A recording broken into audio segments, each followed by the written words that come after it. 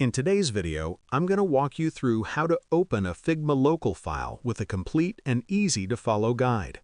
This is useful if you've downloaded a Figma file from someone else, saved a backup on your computer, or received a design file that isn't yet uploaded to your Figma account. Knowing how to open local files properly can save time and keep your workflow smooth. To get started, open your web browser and go to Figma's official website. Log in to your Figma account using your email and password. Once you're logged in, you'll land on the Figma home screen where you can see your recent files, drafts, and team projects. From the home screen, look toward the top right corner. Here you'll see an option to import a file. Click on the Import button and a menu will appear.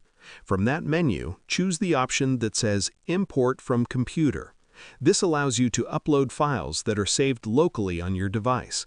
After selecting this option, a file browser window will open. Navigate through your folders and locate the Figma file you want to open. Figma local files usually have a .fig extension. Once you find the file, select it and click Open or Done to confirm your choice. Figma will now begin uploading the file to your workspace.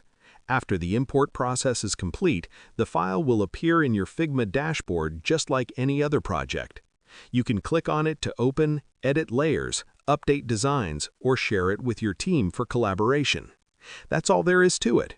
Opening a local Figma file is a simple process, but it's an essential skill if you work with downloaded designs or offline files.